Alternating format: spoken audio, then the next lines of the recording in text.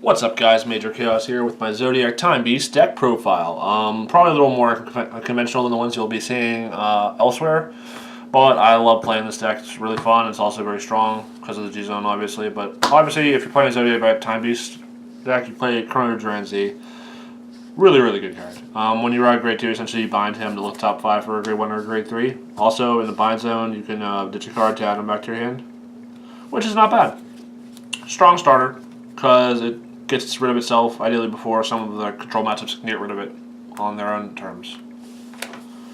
So, on the Grade 3s, this is where it gets a little more unconventional. We're playing for Chrono Fang Tiger. He's essentially a worse Z. Instead of binding cards from your hand.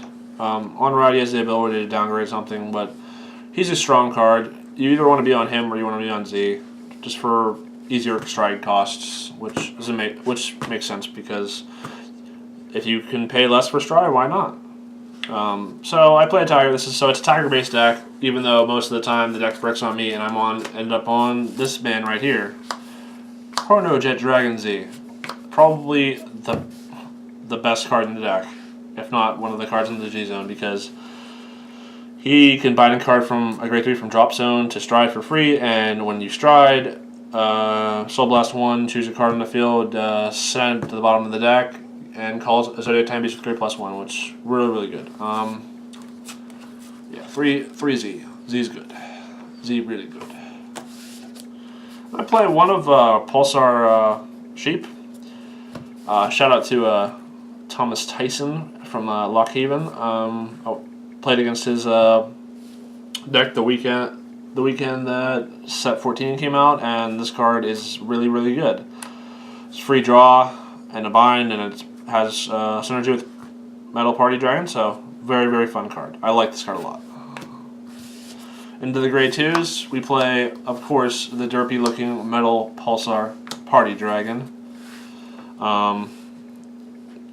He is a 10k. He cannot attack unless you have a card in your bind zone, which the starter binds itself when you ride Grade 2, so you'll always be able to attack with him.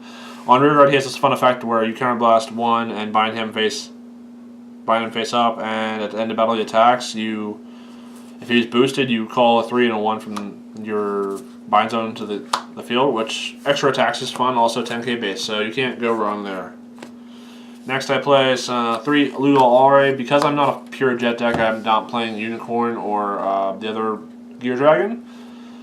For consistency issues, he's an 11k attacker on rear guard, and occasionally you use his Time Leap effect. Not very often, but occasionally. 11k though, very, very good. 11k attacker. 2 original 10k because rush decks, and yeah, I like 10ks. We play a 2 Pulsar Tamer Manish. You obviously know what she does. She has resist if you have a Zodiac Time Beast Vanguard. Also, she gets, when she attacks, you can have her get +2 for every Zodiac Time Beast unit you have on your field. In the battle, she goes to the bind zone. So, I like her. Good card. Unconventional, but good. We're on Grade 1s. Obviously, we're playing the perfect card that everyone seems to love. And there's a reason why it was super cheap when it first came out. And now it's much more expensive. Arca is amazing. It's essentially a poor man's Dragsaber Esras for this deck, essentially, because you can bind essentially a copy of it and a trigger if you have 2 of them in the drop zone to add this back to your hand. Also, you discard a Zodiac Time Beast from your hand to a perfect card Vanguard attack. Or attack. Grade 1 is good. We play 4 Revolver Draco Kid. Strife Water is good. Let you search out Zodiac Time Beast. Really, really good. Puppers says hello, by the way, people. Then we play 3 of this cute little Chrono Dragon thing. Counts as a Grade 3 in your deck and drop zone, which is good because you can call it out or search it. Most of the time, you're going to be binding for Z if you're on Z. So, also, he has a similar Manish effect to where when he boosts a unit, he gets +2 for each other Zodiac Time Beast in your bind zone. No, I'm sorry.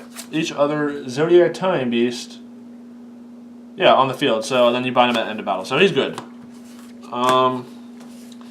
So since I don't have access to that really awesome Jet Dragon because I'm not playing a full Chrono Jet deck, I'm playing Pulsar Tamer Hagrid or whatever. I probably butchered the name. Anyways, it's on play, Soul Charge 1, which is really good, and it has the effect of if you have a Grade 4 Vanguard, it gets Soul Blast 1, put it on the bottom of the deck, choose a card from your deck, and put it on the bottom, put it back in your deck, and counter charge 1. Put it on the bottom, yeah, they both go to the bottom. So it recycles cards and counter charges. The Soul Charge is probably what I use it for most of the time because if I'm on Z, you run through that Soul very, very quickly. And we go into triggers. Play 4 of Flogel Sheep. That lets you restand Zodiac Time Beast if you meet Condition Act when it's placed on the river from hand that turn. So stand triggers are good. Good effect is good. 4 of the Zodiac Time Beast crit that says you can bind it to counter charge. Pretty self-explanatory. It's a crit for that. 4 Shut the Soul Zodiac Time Beast for +3. Because obvious reasons. It Shrubs the Soul, builds Soul, also Zodiac Time Beast. And it's a crit. So 8 crit, and then 4 of the new Chronotherapy Hamster. Chrono Medical Hamster, I'm sorry. Yeah, bind 2 of it to either Soul Charge or Counter Charge. Which, fun fact, is really good because you bind it and ups your counts for some of your cards that care about number of cards in the bind zone, which I will show you now in my G zone. So here's my G zone. I play 1 Split Pegasus for flipping cards. Most of the time I see people play 2 of this. I think only 1's needed because you can flip literally anything. It's just more makes your G zone more toolboxy. So 1 of this. 1 Sea Breeze because it says Gear Chronicle and you do want to have your GB effects active, and some decks will try to think that you don't play this card anymore because of the new rulings and whatnot, but you still play this card because it has some utility. Altered Dragon, one of my favorite strides, especially if I flip it back down for Heritage, because against Geese the other day, if I went into this, I would have essentially not had to use a Counterblast for my cost, and just free power off bind cards, and later in the game this just gets bigger and bigger. Also, if you have to, you can Counterblast 1, bind a Zodiac Time Beast or your Colossus from your hand to stride. So, alternate stride cost not bad. Good card though. We're playing one of the best cards from set 14, Chrono Advisor Heritage. He says when he's put back from G Zone from Vanguard, if you can like flip 4 Zodiac Time Beasts face down to essentially take another turn, and you stride him during your main phase over your Vanguard, which is really, really good. Taking extra turns consistently, very, very good.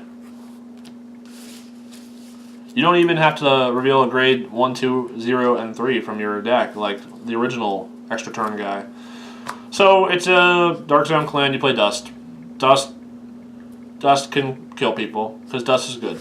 Also, Dust is amazing. I play a Demiurge right now, probably going to change it eventually because the applications where this is actually viable are few and far between. But overall, not a bad card.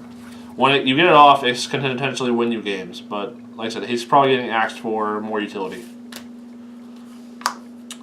So we're playing good old Counterblast 2, shuffle your deck, bind the top 4. If there's a grade 3, gets drive +1, and 0, 1, 2, guard or strike, depending on if you bind those grades as well.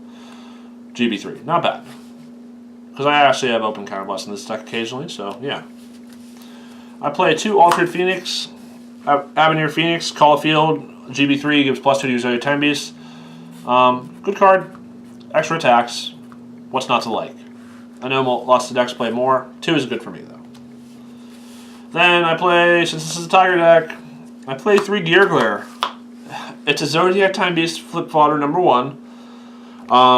Yes, it's Soul Blast 1 flip effect is relying on a Gear Beast Heart, but I've actually gotten his the cards in my bind zone up to where his GB3 effect is live very often, so getting that extra 10k, the critical, and even sometimes the drive +1. So I play 3 of that because Zodiac Time Beast utility. We go into G Guards. 2 Zodiac Time Beast G Guards, because Zodiac Time Beast name. Attribute, kind of self-explanatory. Soul Blast 1, different amount of cards in bind zone for different number shield. And 2 of the good old Fires Collection, Alluru D-Guard, and essentially put a trigger and I normally get back on the bottom of your deck. Yeah, I don't play the flip yard because of space. Although if I get my hands on one, a Demiurge is probably coming out for that. Because that flip yard can essentially help you survive against certain things. Yeah. So that's the deck, guys. If you enjoyed, please leave a like and subscribe. Comment down below any other decks you'd be interested in seeing. I have a group of friends at a very vast pool of decks, so let us know. And thanks for watching, guys.